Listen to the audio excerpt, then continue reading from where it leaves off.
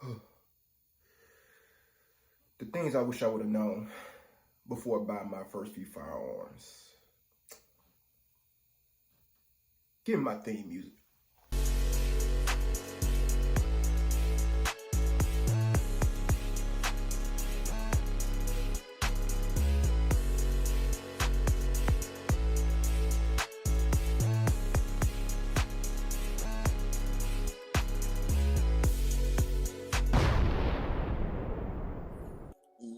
YouTube, what's good? It's your boy once again, Trent Bennett, representing Triple F TV, and I got a nice little review today for y'all. Something I don't think I ever quite touched on, but it's gonna be a very good one. I'm gonna try to keep it as simple as possible. But before we go any further, there's one thing I always ask y'all to do, and what is that? I need you to like, comment, and subscribe to the channel. Because I know a lot of y'all be watching, but you ain't hitting that subscribe button. So make sure you go ahead and do that, and you support the team over here at Triple F TV. Alright. So, very interesting subject that I got for y'all today. And basically what it's going to be talking about are the 3 things I wish I knew before purchasing my first few firearms. This is pretty funny, man. And it's going to be a good little topic. But we're going to just jump right into it. So let's do this. The very first thing I wish I would have known before I bought my first firearm is that there are many brands out there. When I tell y'all there are so many brands out there that you could choose from, I wish I would have known that. This is what you think of when you think about firearms, even if you're not into the firearm game. What's one of the very first things people think about? What's the first brand that comes to mind usually for most people? Glock. So the very first gun that I bought was, guess what? A Glock.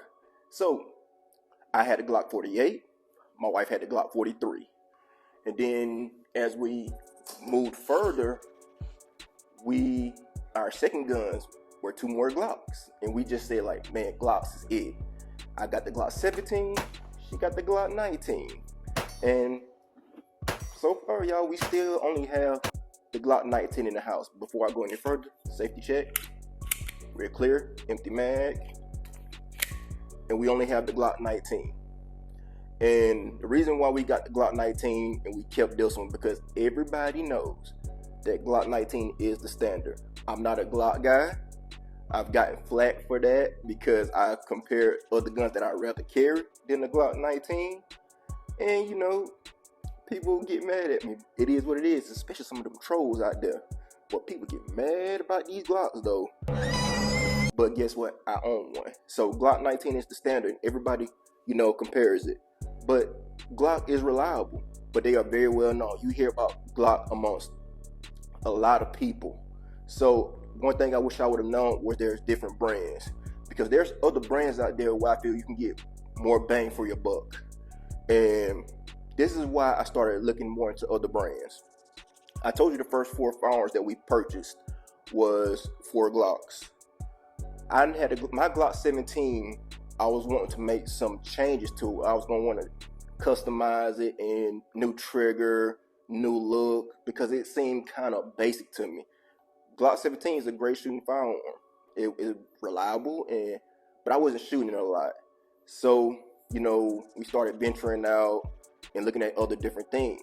So, one thing that we ended up doing is my wife ended up getting the SIG M18, the P320 M18. When she got the P320 M18, I stepped out and got the SIG P320 M17. And even though I made some modifications, the way it looked out the box, I actually liked it a little bit better. So this is my wife's M18. Make sure it's clear. And yes, some of y'all will be like, don't drop it. Don't come for me. If they're gonna don't drop it, it's gonna go off. But whatever, man. Trolls are funny. But knowing that there was other firearms, that's when we started getting into SIGs. We started learning about SIG. And I was like, wow. Didn't know about this, but we were just going with the Glocks because we always heard about Glocks, like what most people do. And then just saying that I just want a Glock, a 9mm Glock or a 380 Glock or whatever. not knowing that a Glock 18, man, excuse me, not a Glock 18. Open up!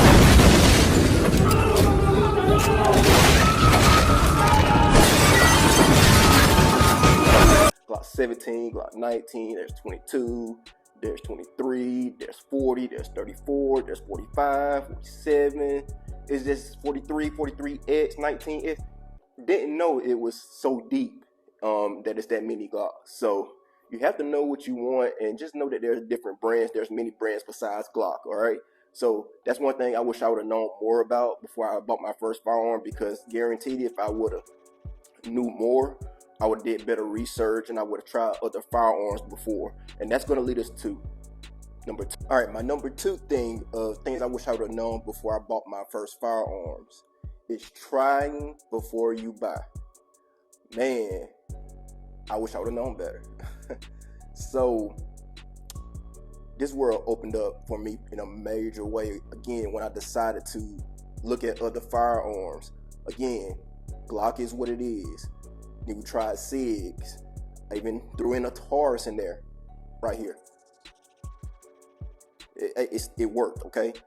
It is what it worked. But that was one of the other firearms we just bought.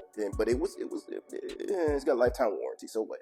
But no matter how you may feel, I wish we would have tried more. And then there's this brand that just came out of nowhere after I do some research, and it was Canic. And I was like, very interesting. The guns look interesting. I like the way they look. So I actually started trying them. And when I tried the Canics, and I was like, the trigger was just phenomenal. And I started feeling the difference between the firearms by doing dry fire first. And I started comparing that Canic to how the Glock feels. And I was like, dang, you know? And that's what led me to going a different route with the Glock 17. So I took that Glock 17 and turned it away, and I ended up getting the Canic. And the first Canic I got was the TP9 SFX, and it was competition ready right out the box. And after that, I ended up getting the Signature Series, the Rival, and I actually have, my wife actually carried TP9 SF Elite as her EDC. And with the Rival, man, I did the Rival, everything was good, but when it got to the Rival, I had the gray and gold one. Man, first off, Canic out the box, it comes with a holster, a lot of back straps, tools, cleaning brush. It just has a lot more stuff at a better price point than what Glock is. You get more bang for your buck. That's my opinion. You may not think so, but I know what Canic does, and Canic brings a lot of different things, and they're still evolving. I got the Rival steel frame right now, and they're about to come out with the TTI Master Combat, and I'm about to have to get that too. It's just that they're still changing. They're getting better. They're being, it's different. It's new. I like stuff like that. And Glock has been the same, and it can be small frame, big frame. You can tell it's a Glock. That's all I'm saying. But that's just who I am. I just wish I would have tried different things before I actually started buying Glocks. But, you know, sometimes it was just I think it was just a panic buy. And I just knew Glocks are reliable, and they are reliable. They are the Toyota Camrys of the gun world. You're going to get 1 million rounds out them things before they just give away. You can run them dirty. Glocks are good, all right? And then I started opening my mind up from Canic. I got my Walther, my PDP right here that I EDC. Y'all already know that I carry this. And Walther and Canics are pretty much, the triggers pretty much feel the same, because, you know, Canic is a clone of Walther. In some ways, it, you know, copied the P99. So there's just different things that you have to try before you buy. And that was the thing I wish I would have known. And then that's pretty much on that, number 2. But let's go into the number 3, okay? Let's do that. Number 3 is that all guns shoot the same. Let's talk about the handguns first. That can be the furthest from the truth. I used to think that. At first, I used to think that if you have a gun, it's gonna feel the same, it's gonna shoot the same. I used to think that the smaller handguns, the compact, subcompact, was gonna shoot a lot softer than the full-size handgun, and that did not know. That is the furthest thing from the truth. That is not true. He's taking on more recoil with that little small. I guess that's why they call it a pocket rocket. It was like, bang, you could really feel it, opposed to a more full-size handgun that carry that, with the recoil does way better. So the price points in a lot of these firearms does make a difference in the way they shoot. So let's take a full-size. So let's talk about one that everybody knows. Let's take a full-size Glock 17. If you shot the Glock 17, they shoot pretty good, but it's a polymer frame. And some you do have. That's not saying polymer frames don't shoot. They do shoot. A lot of them do shoot flat. But it's a polymer frame. But then if you talk about staccato, which pretty much the same, I think you can get polymer or all metal frame, but that staccato is so flat shooting. It's almost like it's a cheat code. I think it seems like you can't miss with them. I just don't know. But you're talking about a $600 firearm with the Glock, and then you were talking about 30. Depending on which staccato you're talking about, can range from 2,000 as much as 4,000, 4,500 to 5,000.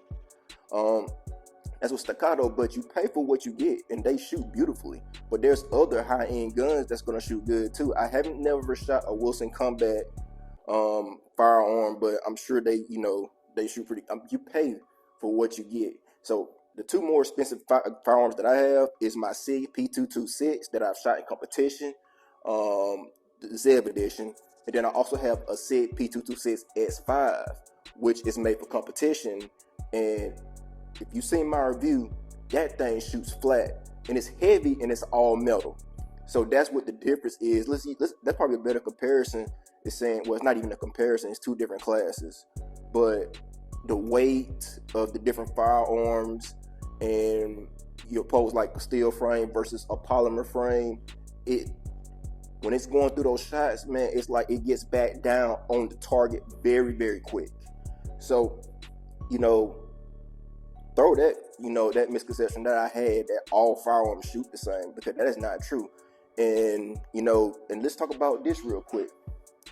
By the way, this is my very first AR-15 that I purchased. And this is the Ruger 5.56. Of course, I did a few modifications to it over time. I have a review on this.